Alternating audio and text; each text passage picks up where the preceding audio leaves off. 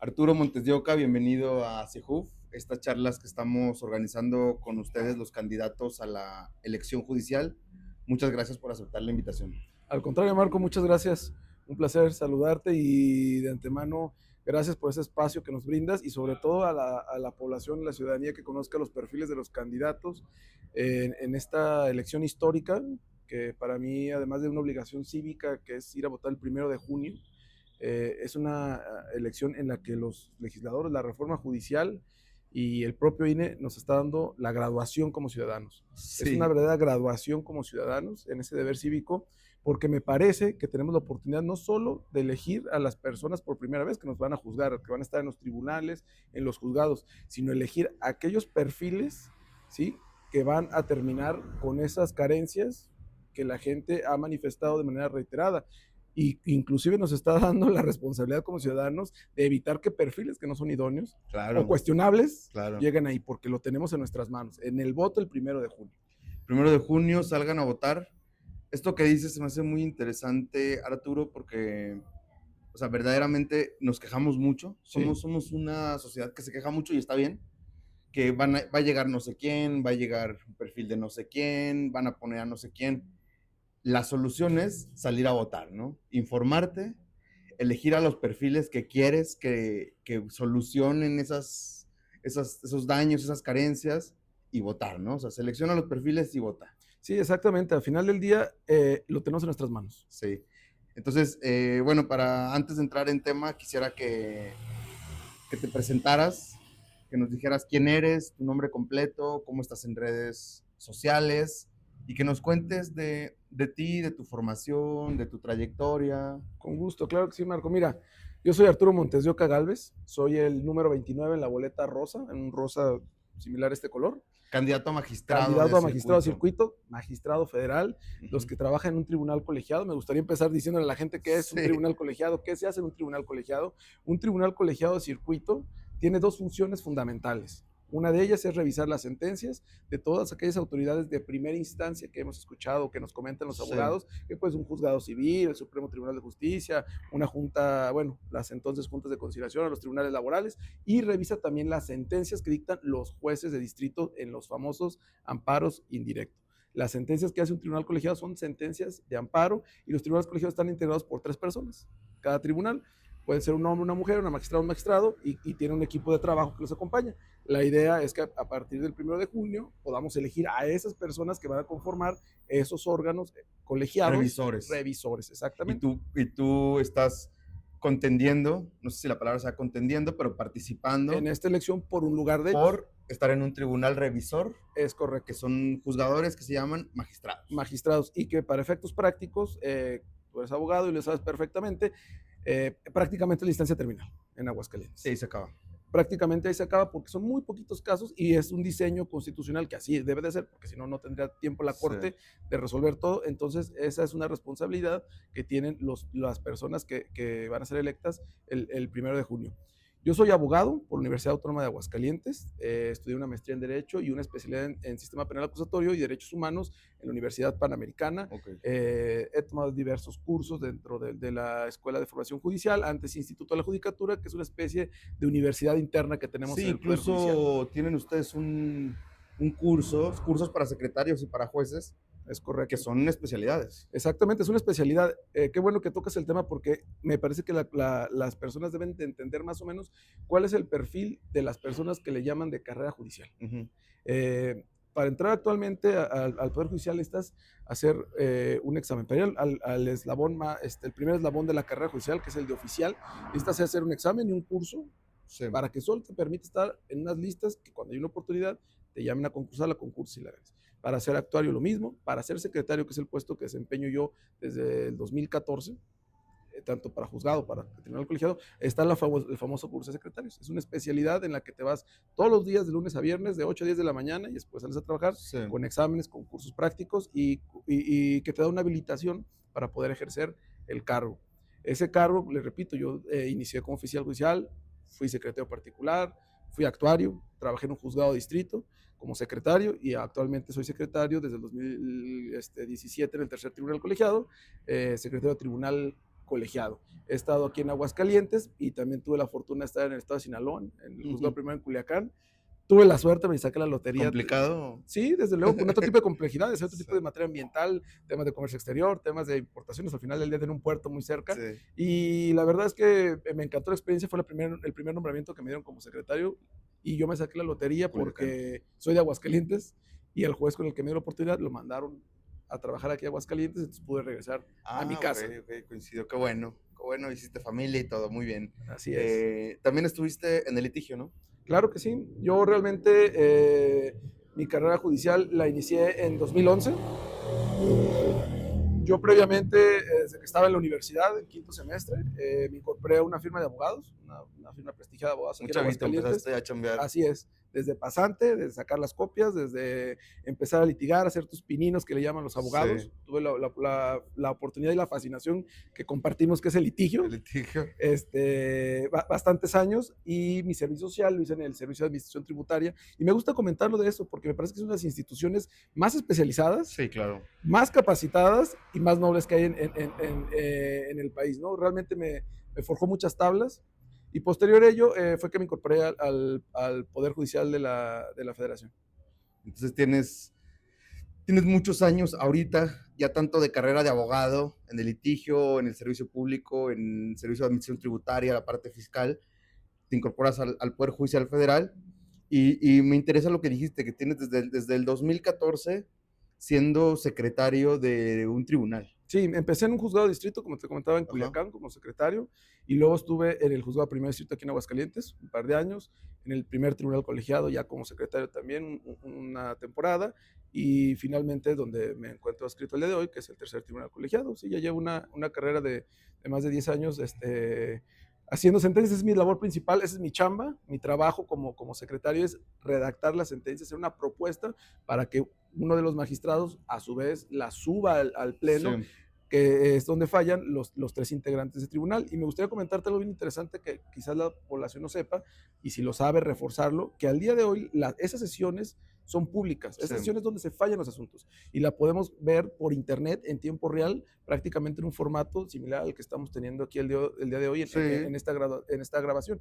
Y me parece algo muy importante porque es un ejercicio no solo democrático, de conciencia democrática, de escuchar cómo resuelven los jueces, sino también un ejercicio que nos invita a la reflexión para modificar esa manera de comunicar las sentencias, los fallos, las decisiones de los tribunales. Vivimos una realidad hiperconectada, con un montón de estímulos, donde el internet y la tecnología es una herramienta fundamental, y me parece que ese esfuerzo que está haciendo actualmente el Poder Judicial de la Federación para poder ver en vivo las sesiones resulta fundamental. Desgraciadamente a veces no se utiliza o no se aprovecha como debe ser, ¿no? No se aprovecha definitivamente. El otro día entraba yo a una sesión, le preguntaba yo, fui a un tribunal y les dije, oye, ¿puedo entrar a la sesión? Pero yo pensando en mi mente en la antigüedad, o sea, entrando ahí a la sesión. Y me dijeron, sí puede entrar, abogado, es en línea, puede entrar en su casa. Y yo, necesito acreditar personalidad, ¿no? Es pública. Y ya me enseñaron cómo entrar, porque la página del consejo no es tan amigable, pero es malona. Y ya me enseñaron cómo, ya que me enseñaron se me hizo muy sencillo, entré. Y ya ves que YouTube dice cuántas personas están viendo. Claro. Una. Sí, desgraciadamente. Era yo el único que estaba viendo. Desgraciadamente falta difusión, sí, falta hacer todavía más sencilla la manera de ingresar en la página, y diría yo más lejos, falta hacerlo en una app, pues. Todo el mundo lo sacamos el celular y lo hacemos en el celular, ¿no? Sí, o sea, hay muchas áreas de oportunidad. Hay muchas áreas de oportunidad, y sobre todo hay una crítica que yo siempre he mantenido. A ver, en la antigüedad, o cuando éramos litigantes, sí, en nuestros inicios, ¿qué decía, no? El juez tiene que hablar por sentencias. Sí. En el siglo XXI el juez ya no basta que hable por sentencias. Tiene que comunicar de una manera distinta. Este es un buen ejercicio, pero de nada sirve si no hay discusión en los asuntos. Claro. Sí, decimos por votación económica del 1 al 100, levantamos la mano, ya, pues eso y nada es lo mismo. Sí. Por muy sencillo, y digo sencillo porque tenga algún precedente o porque sea un punto jurídico que ya está resuelto por la Suprema Corte o por el mismo tribunal, bueno, pero hay que explicarlo, hay que decirlo, hay que la gente en ese ejercicio de acceso a la justicia democrática sepa de qué va. Por lo menos los hechos, el criterio jurídico y su justificación de manera sencilla, pues tampoco se trata de hacer sesiones kilométricas, pero que la gente pueda saber de qué manera se comunican las cosas. El público hoy, o sea, los ciudadanos, yo mismo consumo mucho contenido audiovisual. Sí, claro. No me voy a poner a leer una sentencia de 200 páginas cuando la puedo ver en vivo con hechos, criterio jurídico y su justificación. Sí, fíjate, hablando justamente de eso, el otro día tenía yo que preparar una audiencia y pues por más de que tengas años litigando, pues te gusta Claro, tienes que ponerte a preparar. estudiar, o sea, aunque ya lo sepas, ¿no? Siempre es mejor ponerte un poquito. Y dije, voy a estudiar un poco sobre esta audiencia. Y en lugar de estudiar, puse un video. O sea, puse videos de YouTube de otras audiencias y fue como mi manera de Sí, de retroalimentarte, de audiovisual, audiovisual, contenido claro, audiovisual. totalmente. Y me parece que, insisto, es una herramienta bien valiosa que no hemos aprovechado bien. Hay una responsabilidad por parte de los juzgadores, desde luego, porque no han utilizado bien esa herramienta, y es algo a lo que yo me comprometo el Sí. día que ejerce el cargo, ¿sí? A dar esa manera de comunicar. Y que va de la mano con algo también bien importante, Marco. Las sentencias ya no pueden ser esas sentencias en las que se transcriben 400 páginas, se ponen 200 criterios de jurisprudencia, ¿sí? Tenemos que ser las más sencillas. Ya no basta, o sea, el lenguaje ciudadano es una obligación constitucional. Un Ok. lenguaje sencillo. Un lenguaje, como he comentado en otras entrevistas, sin abogañol, que decía el doctor Tito Garza Onofre, ¿no? O sea, a ver, ¿para qué lo pones en latín? Ponlo en español, pues, Sí. ¿no? Entonces tenemos que tener un lenguaje sencillo, ciudadano, pero también las tenemos que ser más compactas, más cortas, sintetizar lo más que se pueda, utilizar los pies de página, utilizar Utilizar las medios herramientas, tecnológicas que tenemos a nuestro alcance. utilizar las herramientas tecnológicas, pero también para la parte de la sentencia, utilizar las herramientas que son para la escritura. O sea, puedes Claro, poner la resolución sencilla y la justificación en un documento aparte, o no sé, o sea, utilizar herramientas. desde luego, a ver, yo tengo la fortuna de dar clases, algunas materias en el famoso curso de secretarios de especialidad de la Ok, que hablabas, y yo siempre les comparto esta reflexión a los alumnos, a mis compañeros. A mí me gusta leer literatura, pues, porque es sí, una manera de aprender derecho también, ¿no? claro. Les digo, a ver, no queramos hacer una sentencia como 100 años de soledad porque no tenemos el talento de Gabriel García Márquez. Sí, Sujeto, predicado, verbo, sí, tiempo, presente, pasado, futuro, como sea, hay que tratar de hacerlo lo más sencillo posible, ¿no? Y uno de mis maestros, el magistrado con el que trabajo, tiene un tip que me gusta mucho y que lo comparto aquí en tu espacio para los litigantes, pero sí. también para las personas que trabajan en algún tribunal, un órgano jurisdiccional, es la sentencia tiene que leer como pergamino, como el pergamino que separaba el heraldo en el Sí, siglo XV y separaba en la la plaza, plaza. y y no podía regresar así, como lo dije en el párrafo 42, pero, o sea, tiene que ¿No? leerse así, de corrido, y ahora nuestro reto es justamente eso, hacer las sentencias más pequeñas. He estado revisando ejemplos de sentencias del Tribunal Constitucional Español, donde están haciendo un esfuerzo increíble, porque me parece increíble en el sentido de que no te quede, pero que no te excedas, y están sacando sentencias de 4 o 5 páginas. 4 o 5 páginas. Inclusive si vemos la evolución de las primeras sentencias de la Corte Interamericana a las sentencias actuales, cada vez son más reducidas. El resumen ejecutivo cobra cada vez más relevancia, justo por lo que tú dices.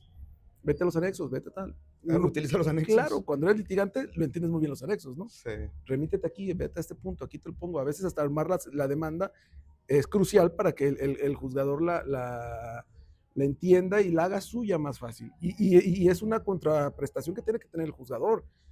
Al final del día las sentencias no son para los abogados, son para las personas que están claro. ahí, son para el El quejoso, para Poder el Judicial no es para justiciable. Por abogados. supuesto que no, tiene que ser un poder judicial que sea para la gente. Sí, Al final del día es parte del reclamo que se ha hecho por años y tienen cierta razón, tienen cierta razón. Tenemos que pensar las sentencias para las personas. sí. Me llama la atención que comentabas que tienes muchos años haciendo sentencias. También tienes años haciendo criterios también, o sea, como que te metes a la parte del estudio a hacer la sentencia, pero también a dejar precedentes, o sea, eres parte de que funcione el sistema de precedentes, el sistema del estudio. Tienes esa experiencia. ¿Cómo eso lo puede ver reflejado la ciudadanía que no conoce al Poder Judicial? ¿Cómo podrías decirle, sabes qué? Yo soy Arturo, este es el trabajo que hago, este es el trabajo que quiero hacer, que quiero también llegar a hacer, a mejorar, lo que sea, pero que la ciudadanía lo vea. Yo pienso, Marco, que la mejor manera de transmitir esta idea Es pensando en uno mismo, pero no me refiero a uno mismo, sino en el ciudadano, en ti, en cualquier trabajador Sí, de este país.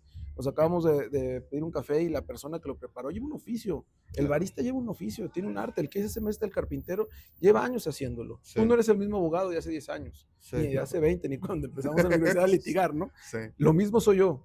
El Poder Judicial, el secretario, el juez magistrado, lleva algo que se llama, o que yo denomino oficio. oficio. Y ese oficio Oficio judicial. se adquiere no solo nada más estudiando, no solo conociendo la ley y la jurisprudencia de la Corte, sino en la manera en que te aproximas al asunto, en la manera que te aproximas al expediente. Necesitas para tener un buen oficio, ¿qué? Pues solvencia técnica, desde luego, pero también la experiencia, y la experiencia va desde saber cosas del expediente y haberte picado, Claro. hasta entender que hay asuntos en que tienes que desmembrarlo para encontrar esas simetrías de poder, contextualmente encontrar dónde está el abuso de la autoridad o las aparentes igualdades que en realidad no son tan iguales, ¿no? Y eso te lo va dando la experiencia. Por eso puedes emitir o proponer, en mi caso, criterios, precedentes, jurisprudencias, porque ese oficio es el que te va dando el tiempo, el aproximarte a la sentencia. Y una cosa fundamental, al menos desde mi experiencia, no puedo hablar por los demás, porque es algo muy propio, íntimo, si tú quieres. La razón por la cual dejé el litigio o no regresé al litigio es porque encontré en la sentencia algo que no tienes en otras áreas del derecho. No porque sea Sí. más importante, no, es distinto. Tú encontraste algo ahí. Algo encontré que es la posibilidad que tú tienes, sí, de tocar una vida. Sí, Las personas tenemos que entenderlo así y es lo que demanda la ciudadanía. Nos están llevando a los tribunales el asunto más importante de su vida. sí, Y con esa dignidad, respeto y responsabilidad se tienen que tratar. Esa es la responsabilidad que tiene un magistrado. Y esa es la responsabilidad que yo quiero asumir como magistrado. ¿Sí? Estás resolviendo el asunto más importante de una familia, de una vida. Sí, se trata también de humanizar la justicia, desde luego, pero para humanizar necesitas técnica, necesitas sí, solvencia y conocimiento y preparación que te lo va dando en los años. Es como el oficio. El oficio, un buen carpintero, un artesano, un pintor, quien tú me digas, va llevando una evolución. Esa evolución es la que he venido construyendo, sí, desde que era estudiante, litigando, que me da otro tipo de apertura y conocimiento. Sé que hay vida fuera del Poder Judicial y eso es fundamental. ¿Sí? Yo no soy una persona que es lo único que ha hecho en su vida y eso te da un panorama más amplio a la hora de sí, resolver. Pero también el estar resolviendo constantemente, y también tengo que decirlo con honestidad, el tener buenos titulares, buenos jueces, buenos magistrados con los que he trabajado, todos y cada uno de ellos, son los que te empujan, son los que te exigen más, son los que te dicen, claro. saca el criterio, porque de lo que se trata, el juez constitucional, el juez de amparo del siglo XXI, no debe ser un juez de estadística, debe de ser un juez de cómo sí se puede tutelar derechos humanos, de cómo sí se puede amparar cuando está la razón ahí, cuando está el derecho ahí. No es un tema justiciero, no. Solvencia técnica, experiencia, oficio. Sí, estoy totalmente de acuerdo contigo. Hay un tema ahí que yo traigo siempre en la cabeza que es, tú tienes la capacidad técnica, las herramientas, la parte que dices de que hacer sentencias te llama, o sea, es algo que te llama. Yo le llamo vocación. Claro, pasión. Yo le llamo vocación. Tienes la vocación, tienes eso, pero hay una situación que es multifactorial, que es que la ciudadanía no se acerca a los tribunales. O sea, si tú ves estadísticas, no nada más las estadísticas de las demandas que ingresan, sino las estadísticas sociales, no hay un porcentaje mayoritario que tengan una problemática que acuda a un tribunal. Obviamente hay pobreza, hay marginación, hay desconocimiento, hay falta de educación, que esos son multifactoriales, ¿no? Un magistrado, un juez no puede arreglar todo con una varita mágica y decirlo sería una mentira, ¿no? Pero, ¿crees que tengas tú herramientas? O sea, si tú estás en un tribunal, si eres magistrado de un tribunal, ¿tienes alguna herramienta para hacer que la gente, no nada más la que llegue ya a tu tribunal, se sienta protegida, sino la gente que jamás acude a un tribunal pueda acudir a un tribunal? Yo creo que es un reto complejísimo, pero quiero empezar destacando algo que tú bien dices. A ver, hay unas cosas que son mentiras. Estamos en una campaña, es la primera vez que es una elección de este Sí, tipo, ¿no? Es un perfil bien complicado, un candidato a juez, un candidato a claro. magistrado, pues, ¿y a mí qué, no? Sí, Yo por eso me porto bien, ¿no? sí, Me lo han dicho, a ver, no, pues yo no ocupo bien, pues me porto bien. Sí, pero hay decisiones que se toman y que nos influyen o nos benefician a todos con independencia que tú no vayas. Ahora, quiero dejar esto, aprovechar este espacio para mandar este mensaje a la sociedad. A ver, son mentiras, como tú dices, las promesas de candidatos que te dicen que van a sacar más sentencias y con la varita mágica, que van a contratar más personal, que van a saber. No, señores, señoras, en el Poder Judicial hay reglas que no las ponen los jueces y magistrados. Los jueces y magistrados ni siquiera compran o pueden poner una licitación pública para comprar el tóner o las hojas Sí, con claro. las que se imprimen las sentencias. Ni siquiera organizan institucionalmente. Exactamente. Entonces, ¿por qué digo esto? Porque hay una limitante en tu oferta de promesas de campaña. Un juez no puede hacer política pública judicial. No Sí. puede reestructurar el Consejo de la Judicatura o el nuevo No, Consejo de Administración no o tiene el de presupuesto. Disciplina. No tiene presupuesto. No, a ver, tiene que acotarse. ¿Eso quién lo decide? Los diputados. No puede hacer los plazos más cortos Sí. ni los términos más breves. ¿Para qué?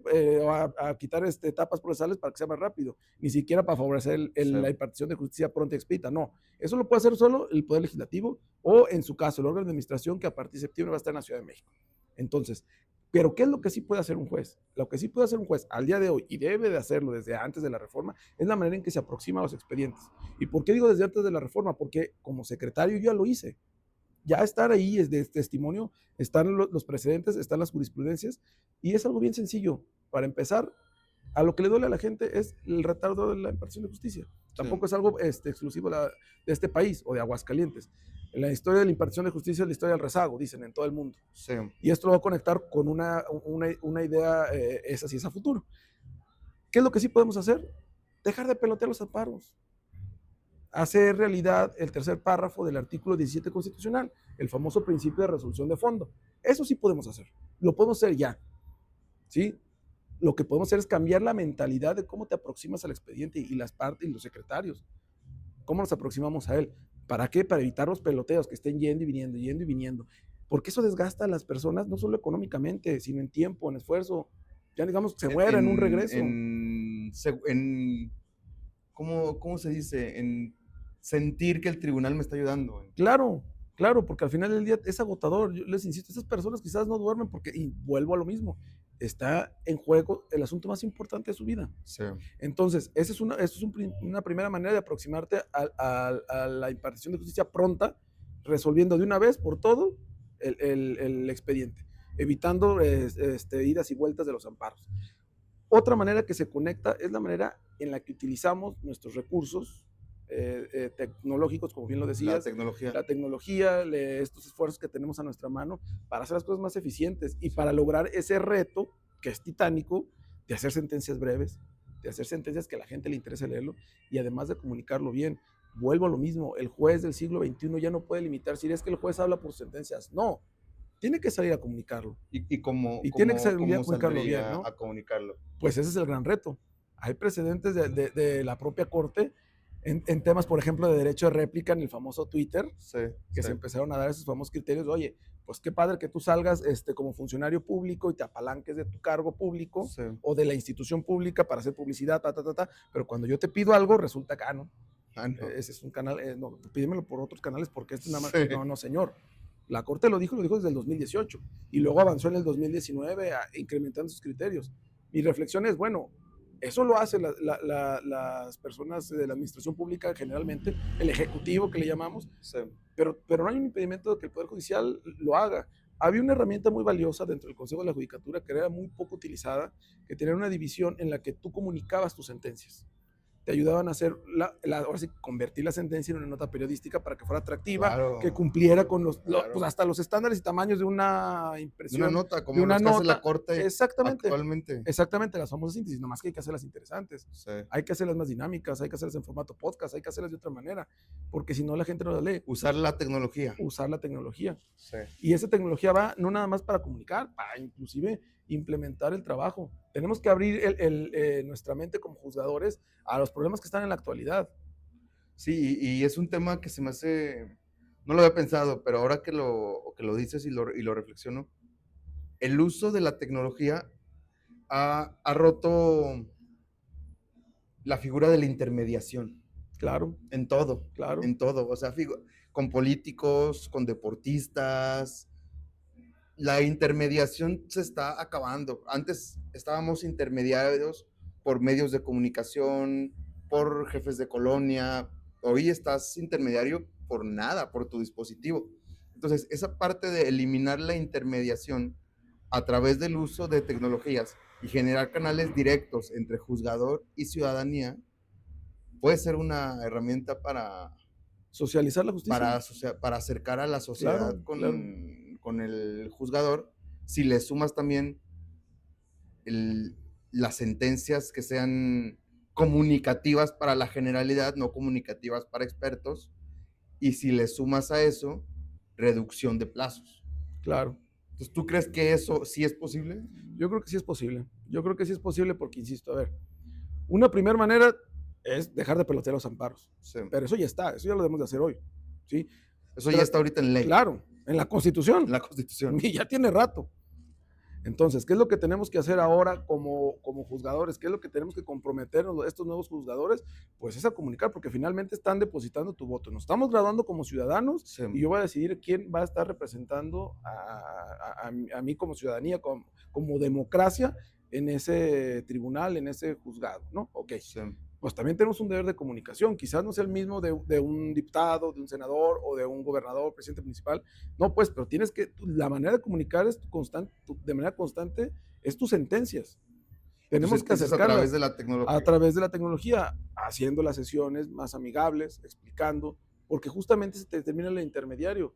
Y tenemos que decirlo, tú eres un abogado serio. ¿Cuántas veces no hemos escuchado que el abogado se equivoca y a quién le echa la culpa? No, a los jueces. Claro. Siempre es culpa de los jueces. Claro. Los abogados no. Claro. Y esto te lo impide, esa intermediación ya no está. No. La idea es que una persona que acude a un tribunal no tenga que recurrir a su abogado para que le traduzca, le interprete. O para ver cómo va. O exactamente. Sea, no necesita el abogado para ver cómo va su Y ni siquiera el día de hoy necesitas salir de tu casa. La revolución de la pandemia ocasionó un catalizador tremendo para el famoso juicio en línea, para la justicia en línea. Está lejos todavía de que llegue a toda la población, ahí hay que trabajar y la mayoría de las personas todavía no lo utilizan, desgraciadamente, pero ahí está y fue un catalizador. Y te lo digo porque tuve la suerte, bueno, ahorita digo la suerte, en ese momento no estaba tan entusiasmada como ahora, pero en el 2020 el magistrado en el que trabajaba me pidió que apoyara a la Secretaría de Acuerdos, como secretario de Acuerdos. Yo generalmente estoy en una mesa proyectando, pero me pidió que apoyara a la Secretaría de Acuerdos. Y se vino la pandemia. De acuerdos es como parte administrativa, ¿no? Es la parte que se encarga de recibir las demandas, admitirlas o desecharlas, el trámite. Ver los expedientes. Preparar el expediente desde que llega hasta ponerlo en una mesa de uno de los para equipos que lo estudie. De cada magistrado para que lo estudie y emita el proyecto de sentencia. Tiene que hacer ese proceso. Y obviamente una vez que se dicta la sentencia, pues hacer todo el trámite correspondiente para que vuelva a estar en manos, ya sea del juez de distrito que revisará la sentencia, o del órgano de primera instancia, el juzgado civil, mercantil o el Supremo Tribunal, para que cumpla con esa sentencia de amparo si es que se le concedió, ¿no? Eso es lo que hace la Secretaría de Acuerdos. En el 2020 se viene la pandemia, el magistrado me da el voto de confianza y me hago cargo de esa situación, y se viene el juicio en línea sí o sí. No podíamos entrar a los órganos, había un montón de trabajo. No, y aparte arrancó al 1000 por hora y al día siguiente. Como iba, y luego lo fueron arreglando, pero arrancó. Claro, porque pues yo como les decía de broma. Al principio decían con la FIEL, y luego ya existe la FIREL, y luego... Las firmas electrónicas, y con retos, pues les digo, al día de hoy yo no conozco un solo mouse que le hagas así y se costure el expediente, ¿verdad? Y había una restricción y había miedo también en el personal, y sacamos adelante el reto, pero nos dejó muchas enseñanzas de que sí se puede trabajar en línea, sí. De ahí vienen las sesiones remotas. Claro. Pero también viene el expediente electrónico. Puede reducir el consumo de papel y de toner de manera brutal. Totalmente. Está todo digital y se habilitaron plataformas. Entonces, sí hay manera de que el juicio en línea se acerque la justicia a la población. Sí. Prácticamente hoy, en México, el 90 y tantos % de la población, tengo entendido, tiene acceso a un celular. Sí. ¿Cuál es el reto? Bueno, pues que desde el celular pueden acceder a revisar su expediente. Hacerlo más amigable, quitar esos intermediarios, que puedan saber cómo va y que el día que se resuelvan sepa la gente cómo puedes meterte a ver esa discusión, esa resolución, con el compromiso de que quien está ahí resolviendo, pues cuando menos diga de qué se trata el asunto, ¿no? Y por qué resuelve de esa manera. Entonces, es una manera de ciudadanizar la justicia, de acceder a la justicia. Esa es una primera manera, sumado a un lenguaje ciudadano, sumado a la reducción de plazos. Ese es el gran reto. Y esto se conecta porque la tecnología va avanzando a pasos más rápido que nosotros, ¿no? Desde luego. El Poder Judicial siempre se ha caracterizado, de hecho todas las autoridades, pero más el Poder Judicial en todos los ámbitos, no nada más en materia federal, local, como por cerrarse mucho a la tecnología. O sea, seguimos teniendo expedientes de papel, ¿no? seguimos teniendo, bueno, hay temas que sí son muy importantes como emplazamientos y así, pero hay notificaciones de trámite que podrían hacerse por email, por WhatsApp, o Claro, sea, claro, nada claro. más es el chiste como dices tú, ir perdiendo el miedo, ¿no? Como decías, cuando empezaron a implementar eso, muchos de tus compañeros como que se asustaban o la tecnología, pero yo creo que sí es una herramienta indispensable para socializar la justicia. Por supuesto. Y el uso de la inteligencia artificial, ¿crees que también puede ser una herramienta? Bueno, ahí viene un señor reto. Sí. Yo lo dejé ahí en el famoso sistema Conócenes o Colóceles, que es sistema que tiene el INE y que los invito a las personas que nos vean que ingresen a la página del INE. Es la manera de conocer los perfiles de los candidatos, viene una pequeña semblanza curricular y viene una serie de propuestas. Y yo ahí la dejé plasmada y lo digo porque estoy convencido de ello. Ahí tienes esa propuesta. Yo creo que exactamente la inteligencia artificial es el esfuerzo más plausible de la historia de la humanidad para combatir el rezago a la impartición de justicia. Ahora, no es que lo esté inventando, ni que yo no soy ingeniero en sistemas, ni mucho menos, pero es un tema que he estudiado, pero lo he estudiado desde la academia, lo he estudiado en el Instituto de Investigaciones Jurídicas de la UNAM. O sea, hay dos vertientes bien importantes de lo que tú dices. Hay una parte que trae una serie de retos de protección de derechos humanos en entornos digitales que tienen que ver con la inteligencia artificial y que no es del futuro, no es una cuestión que vaya a pasar, nos estamos imaginando. No, señores, ya hay criterios de la Suprema Corte. Hoy estamos 25, antier, ¿sí? En Zacatecas validaron, ¿sí?, una reforma a la ley para proteger a los menores en el que un artículo en específico decía que tienen los derechos las niñas y los niños a crecer, las infancias, a crecer libres de violencia digital, e incluida la violencia provocada o creada, por así decirlo, mediante inteligencia artificial. ¿Sí? Se cuestionó esa reforma constitucional, una acción de inconstitucionalidad, porque decían que era una especie de tipo abierto, que era muy amplio, que es inteligencia artificial y la Corte dice, no, a ver, vamos a asumir el reto. No lo podemos definir, no podemos exigir al legislador que defina algo que está cambiando cada hora. Sí, claro. Y va mejorando cada día, ¿no? Tenemos que dejarlo abierto para todos aquellos valores que, eso sí sabemos cuáles son, afecten a los niños derivado de la utilización incorrecta de esa tecnología, deban de ser sancionados. Sí, eso ya está pasando. Sí, está el famoso asunto de un chico de una escuela del Politécnico Nacional, que mediante inteligencia artificial, pues prácticamente de las fotos que tenía de sus compañeros o los primeros compañeros, las desnudaba utilizando esa herramienta. A ver, eso ya está sucediendo. ¿Sí? Y también están sucediendo al día de hoy en entornos latinoamericanos, reflexiones acerca de la utilización de la inteligencia artificial en la elaboración de sentencias. Hay un asunto paradigmático, me parece que es de este año o finales del año pasado, de la Corte Constitucional de Colombia, en la que analizan como una especie de violación procesal o como una cuestión de debido proceso, en el que es una sentencia de primera instancia que se revisa y el órgano revisor, vamos a llamar una especie de apelación, entiendo, utiliza el Tribunal Inteligencia Artificial, en concreto ChatGPT-3, en ese entonces. Entonces utiliza esa herramienta de inteligencia artificial para reforzar sus argumentos. Y la Corte Constitucional se hace cargo.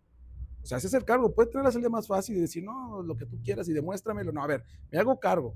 ¿Qué es lo que está en juego? Y ahí me llamaba la atención un par de derechos, ¿no? El tema de los datos personales. Y concluye, no hay datos personales porque no metieron los datos del caso en concreto, ni mucho menos. El tema es que entonces, ¿quién me está resolviendo? ¿Qué pasa con los sesgos del algoritmo? ¿Sí? Con la indiscriminación del algoritmo. O qué certeza tengo de lo que está pasando. Y las famosas alucinaciones de la inteligencia artificial. Me está creando precedentes. Claro. Esto ya está pasando. Ya acaban de sancionar a finales del año pasado a un abogado en Italia porque preparó su audiencia. Así como nos platicabas, le metió al ChatGPT, se aprende su discurso en la audiencia oral. Lo dijo de memoria. Le expone una serie de precedentes que se acoplaban a su caso. Y resulta que cuando revisan los presentes eran presentes que no existían. No existían. No, y sí lo hace. Sí, hay esa alucinación. Entonces, tenemos esos retos. ¿Qué me gustó mucho de esa sentencia también? Que se ocupa y toma los cuernos el toro por los cuernos y dice, tribunal, la especie entiendo que es como el órgano de administración, como el Consejo de la Judicatura de Colombia, tienes un plazo de 40 días para emitir una serie de lineamientos. Sí, claro. Para los jueces de cómo tienen que utilizar la inteligencia artificial. Utilícenla porque eso justamente reduce los plazos, permite que los plazos se hagan más breves y permite que se dicten más sentencias, pero tienes que hacerlo con ciertos parámetros, con ciertas directrices. Eso ya está. Con lineamientos. Con lineamientos, no tenemos que inventarlos. Tú lo decías, México es muy cerrado a la tecnología en su poder judicial. Es que como buenos mexicanos vivimos en una especie de dicotomía, así como el Día de Muertos, la vida y la muerte, la sufrimos y la gozamos. Ah, bueno, pues aquí tecnológicamente hablando es lo mismo. México tiene, principalmente el Consejo de la Judicatura actual, tiene una tecnología que envidian países como Inglaterra. Sí. Hay un libro muy bueno que leí justamente por todo este tema de la pandemia cuando se vino, que se llama Tribunales Online, es un autor inglés. Lo escribió poquito antes, como un año antes de que venía la pandemia, y entonces venía como el futuro, no, el futuro ya está, ¿no? Y había cosas que él proyectaba como la gran futuro, que era un sistema de precedentes. Que nosotros lo tenemos en el Manejo Judicial de la Federación, sí, antes use, desde los 90s. Sí, desde los CDs. Desde los CDs, exactamente. Entonces, tenemos las herramientas tecnológicas que otros países envidian. Sí. Colombia no tiene eso. Colombia ha venido a estudiar eso a México, ¿no? No, nadie. Pero por otro lado, somos muy cerrados, bueno, se viene el sistema de oralidad, tanto penal, laboral. Hay gente que sigue transcribiendo las audiencias para que las impriman en el proyecto de sentencia, las pueda leer ahí y luego, o sea, Dios mío, entonces, ¿para qué hicimos esto? Pues, esa es la dicotomía con la que, o el oxímoron con el que vivimos en la tecnología. ¿Qué es lo que hay que hacer? Armonizarlo. ¿Hay precedentes en otros países? Sí los hay. Argentina. En 2017, la Fiscalía de Buenos Aires elaboró un sistema que se llama Prometea, que les invito a googlearlo, en el que justamente hace apalancamiento de esa inteligencia artificial. Y una inteligencia artificial de hace cuántos años ya, que no tiene la capacidad ni generativa ni de... Y que avanza diario. Exactamente. Avanza diario. Y redujeron la capacidad de hacer dictámenes, propuestas de, vamos a decirlo así, de autos, si no sentencias propiamente, pero prácticamente para efectos de tiempo de horas hombre, es lo mismo, donde redujeron a minutos el trabajo que hacían. Entonces, ¿qué es lo que hacen? Pues son más eficaces. Los expedientes no se van a acabar. La inteligencia artificial no está para sustituir al ser humano. Yo quiero dejar dos cosas bien claras, y esto no estoy inventando yo, esto lo es de la academia. Inteligencia artificial no son dos cosas. No es memoria, no es solo memoria, es algo mucho más, pero tampoco es sabiduría. No es sabiduría. La sabiduría es ese background, ese oficio del que echamos mano desde que empezaste a estudiar derecho, tus vivencias, los 10 años que tengo dictando sentencias, para poder apalancarme de la inteligencia artificial, sí, pero para poder detectar alucinaciones o sesgos cognitivos, sí, ¿okay? Para que te sirva de refuerzo o como un doble ciego, digamos, si fue una investigación, sí, pero tenemos que utilizarlo para sintetizar, por ejemplo, documentos. Claro, y como dices tú, lo importante es sacar lineamientos, claro, y que no se utilice en la decisión. O sea, exacto, todo lo demás úsalo. Hay una parte muy humana que es la decisión judicial, ¿no? Es la parte que, incluso recuerdo una carta de Nick Cave, donde le preguntaban que alguien había hecho una canción de él, le habían plagiado una canción de él y que había salido muy similar, y él contesta en una de sus cartas que la canción puede parecer perfecta, la sentencia, llevándole a claro, la sentencia puede parecer perfecta, pero le falta sensibilidad, le falta alma, le falta empatía, y eso solo lo tiene el juzgador humano. Claro, es la sabiduría. Por eso insisto, la inteligencia artificial no es ni memoria ni sabiduría. Esas dos cosas no son. Eso no se sustituye, pero puede hacer lineamientos. Te puedes apalancar de eso. Y ya con lineamientos te puedes anticipar para que no te vayan a impugnar procesalmente algo por utilizar la tecnología. Y insisto, revisen esa sentencia. Me comprometo a darte el número de expediente del Tribunal Constitucional. Lo ponemos en el chat aquí.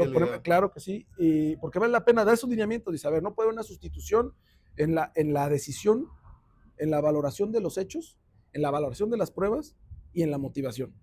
Ok. Ahí no puede haber, lo dice el Tribunal Constitucional colombiano, ahí no puede haber.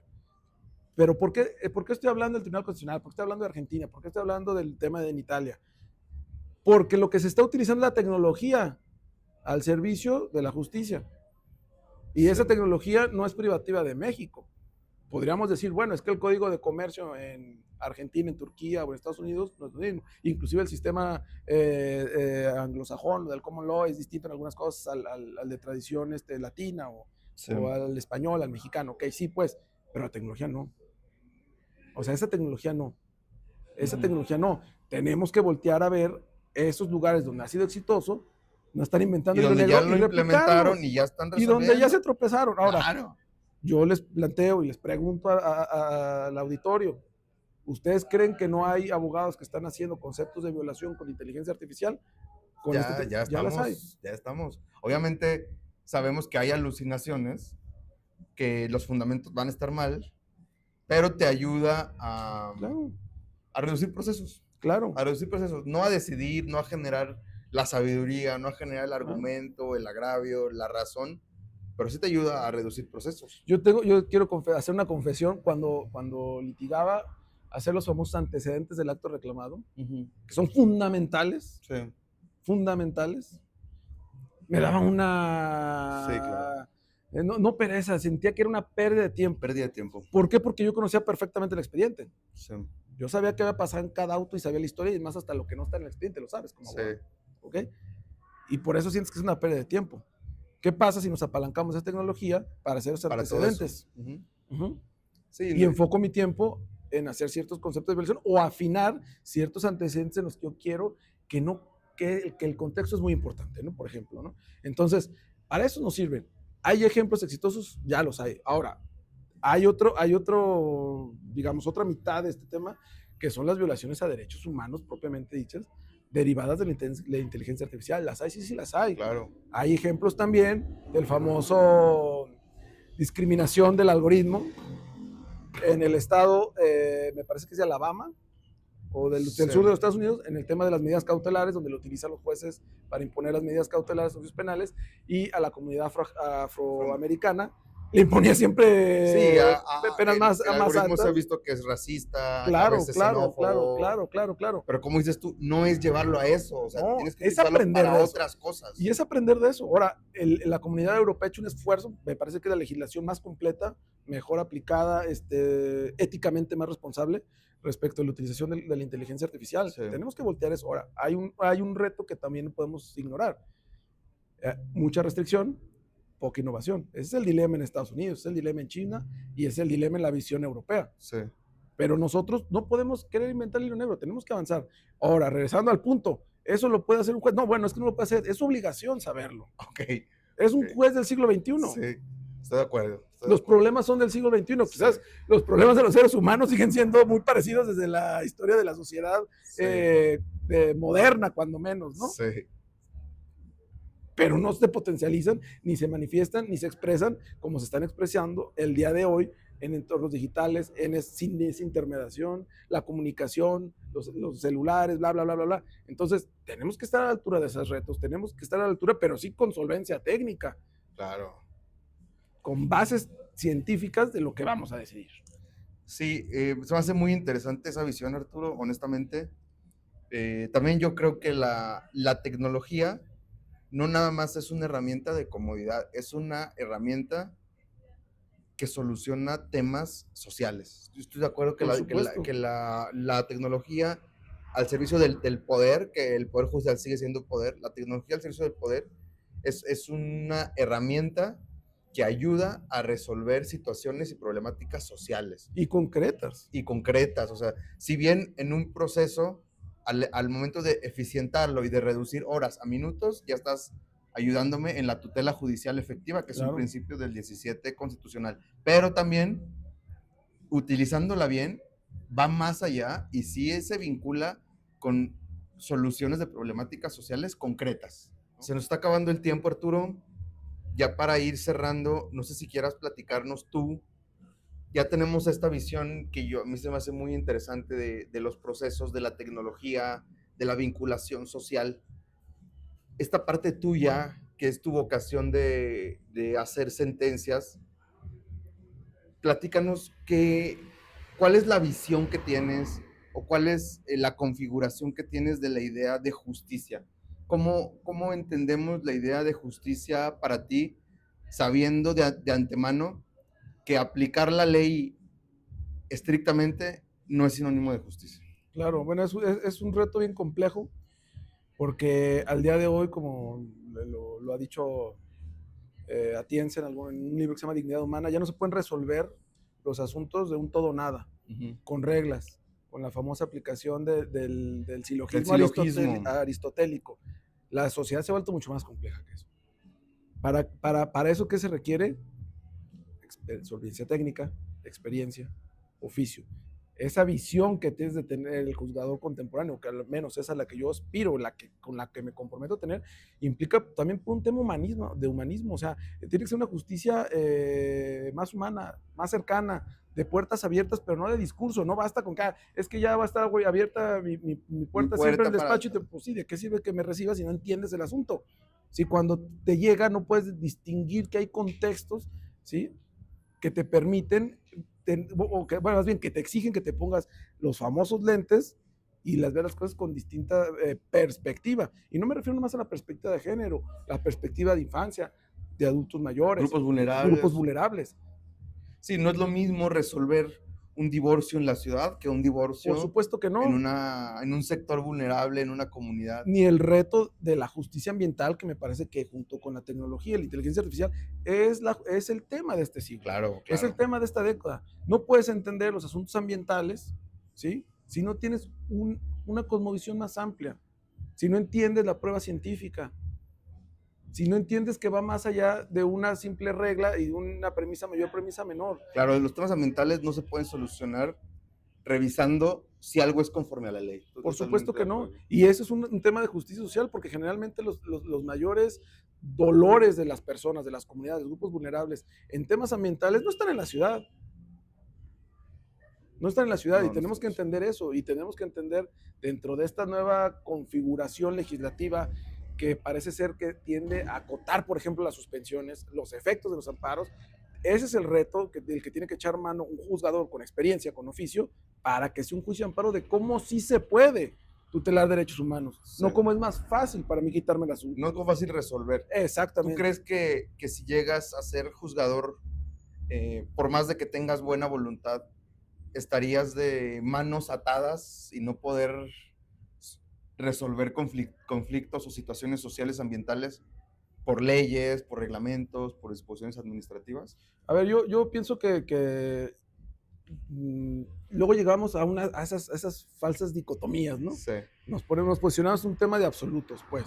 A ver, en la anterior ley de amparo, y me refiero a la que estuvo vigente hasta el 2013, y vamos a ponernos un poquito más, antes de la reforma constitucional de derechos humanos y de amparo en 2011. O sea, no es que no había jueces, ¿cómo se llama? Autómatas que no me decían 1 más 1, 2. Ya había jueces pro derechos. Claro. A ver, había los primeros esbozos de la protección o de violaciones de derechos humanos entre particulares. De hecho, por tema de jueces vienen las reformas. Por supuesto. Por sentencias. Por supuesto. Y justamente los criterios, las jurisprudencias, los precedentes van haciendo que avance. La norma no... Hay un pie de página muy bonito en una sentencia de la primera sala, me parece que es, en el que se explica la diferencia entre disposición y norma. ¿Sí? Disposición como ese concepto de las reglas, eso que dice la ley tal cual, y norma es interpretación, ese derecho vivo que van haciendo los juzgadores. Ahora, el chiste no es desbocarnos. Y eso pasó con los DESCA, con los derechos económicos, ¿no? Sí. Y ambientales. O sea, el chiste no es desbocarnos. Porque justamente por eso vienen estos bandazos restrictivos. Sí. Porque para hacer efectivo un derecho tan complejo como es el ambiental, se requiere, insisto, técnica. Se requiere mucha técnica y se requiere tener base y conocimiento científico. Y me parece que ahí está una pequeña puerta para que con argumentación, interpretación, sí, se pueda tutelar los derechos. Tenemos, insisto, aún con esas restricciones que están en la ley, no puedes fallar en contra de la ley, por supuesto que no, ni en contra de la jurisprudencia, ni en contra de las constancias. Son los 3 pecados capitales de cualquier secretario o de cualquier juzgador, ¿no? ¿Ok? Pero sí puedes hacer que tu chamba es como si se puede tutelar derechos humanos. Y quiero cerrar con esto. Con lo que tienes. Claro, con lo que tienes. Y quiero cerrar con esto. Los jueces de amparo, los tribunales colegiados, los magistrados de circuito, ¿sí?, no juzgan a otras personas. Los demandados no son otras personas. Los demandados, por así decirlo, son las autoridades. El juicio de amparo, los jueces de amparo, tribunales de amparo, los magistrados de amparo federales, lo que revisan es la actuación de las autoridades. Sí. No de los ciudadanos, de las autoridades. Entonces, tienes que exigirle a las autoridades que desplieguen las mayores capacidades. ¿Para qué? ¿Para qué? Para que mantengan un orden constitucional y un respeto a los derechos humanos, porque lo que no ha cambiado, por muy restrictiva que se pudiera volver la ley de amparo ahora, es el artículo primero constitucional y los principios que están ahí, incluido el principio pro persona o de interpretación más favorable para las personas. Sí. Sí, pues muy interesante plática, Arturo. Te agradezco mucho. Ya se nos está acabando el tiempo. Podríamos quedarnos aquí horas, pero ya para cerrar, te agradezco mucho que hayas venido, la participación y algún mensaje que quieras dar también ya para cerrar, para finalizar. No sé si quieras concretizar alguna propuesta que tengas, reiterar tu nombre, cómo te encuentran en la boleta, si alguien se interesa en el video por votar por ti, cómo puede votar por ti. No, de antemano, muchas gracias, Marco, por este espacio. Te reitero la felicitación por el compromiso que tienes con la ciudadanía, por un acto democrático positivo, activo, proactivo. Sí. Y bueno, reiterarle al auditorio, soy Arturo Montes de Oca Gálvez, soy candidato para magistrado de circuito, magistrado federal. Me van a encontrar en la boleta rosa, soy el número 29, en la columna de los hombres, voy a estar más o menos a la mitad, Montes de Oca, número 29, y el mensaje final es, salgan a votar, tenemos un compromiso cívico, pero también histórico, de elegir a las personas que nos van a juzgar. Sí, voten, voten. Así es. No se lo piensen. Votar por Arturo no excluye votar por otras personas. Así es. Sí, no es como en las elecciones presidenciales que tachas a uno y ya no puedes votar por otros, ¿no? Qué bueno que lo mencionas, Marco. En Aguascalientes se van a elegir para magistrados federales, que es el cargo al que me estoy postulando, 10 lugares, 5 hombres y 5 mujeres, lo cual también es muy bueno porque hay una auténtica equidad de género, ¿no? Entonces van a ser 5 hombres, 5 mujeres. En la boleta rosa, ojalá me puedan dar su voto al número 29, Arturo Montes de Oca. Muchas gracias, Arturo, y nosotros nos seguimos viendo en otros episodios.